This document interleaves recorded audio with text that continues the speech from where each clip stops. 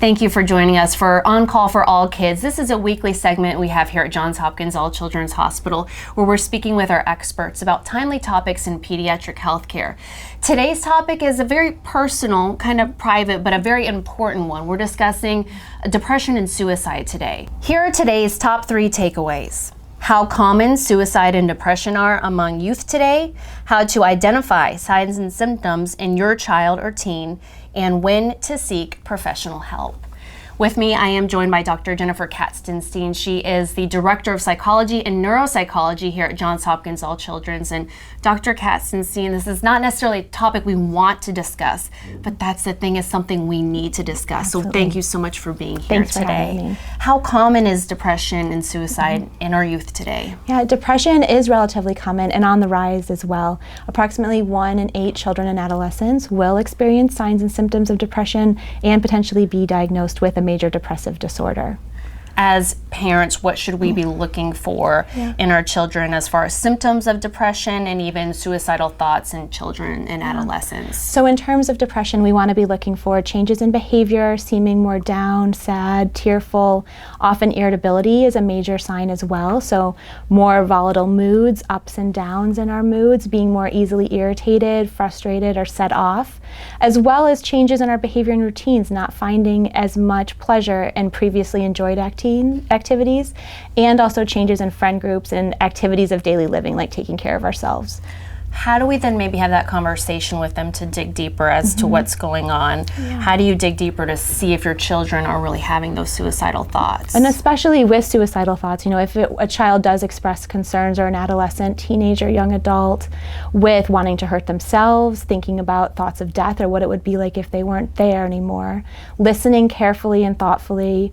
One of the big mistakes as parents we can make sometimes is saying, you have a great life, you shouldn't feel that way, everything is great for you, you don't have any problems at all, because that really takes away from the emotions that individual is feeling. And so listening carefully, listening thoughtfully, being open to what they're saying. And again, as parents, that can cause a lot of anxiety and can cause us to be upset too. And so making sure that we're staying calm as we talk through this, maintaining our own emotions and composure, and then deciding when it's time to move to the next step to get professional support.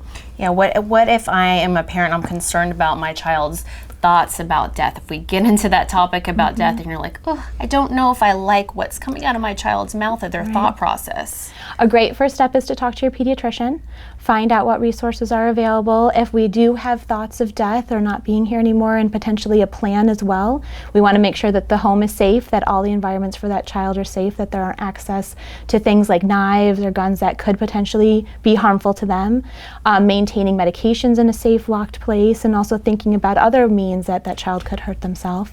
From the pediatrician, if needed, talking with a psychologist or a therapist or psychiatrist on what's happening now and what they can do in terms of managing those symptoms better. But as a parent, if you do have concerns in the moment right now and this is a crisis, it's time to go to the emergency room or call 911.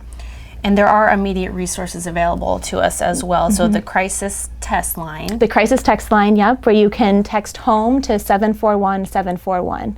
And then the National Suicide Prevention Lifeline. And so that number is 1-800-273-8255. So we can call that immediately to just get that immediate help. And is that something we should maybe have posted in our home if we know our child is struggling, that's something they can also call? It's a good reminder, and we're finding with the crisis text line that kids do prefer using their text and their iPhones or their cell phones in order to communicate. And so just having that, text HOME to 741-741 gets immediate responses. Okay. And how can I talk to my child about if maybe one of their friends or someone they know has completed suicide? One of the things to think about is where that child is at developmentally. Sometimes if it's someone close to them and they're younger, parents know their child better than anyone. So saying that in terms of talking about death, their body is no longer working and they felt like they couldn't be here anymore, and so they made it so that their body doesn't work anymore. As our children get older, and again, parents are the expert in where their child is at developmentally and what they can hear, but sharing with them more information. This individual died by suicide. That means that they cause their own body to stop working, and here are some reasons why. And we love our family so much, we don't ever want that to happen to anyone within our family, within our friends, within our community. So how can we make sure that our kids and our community are getting the communication and the support they need? Okay, Dr. Katzenstein, thank you so much for joining us for this very important topic. Not an easy one to talk about, but we hope you learned a lot today, and we're here for you at Johns Hopkins All Children's Hospital. You can always visit our website too. It's hopkinsallchildrens.org/newsroom. We have a lot of resources and different articles there for you to check out as well. Thanks for joining us. We'll see you next week.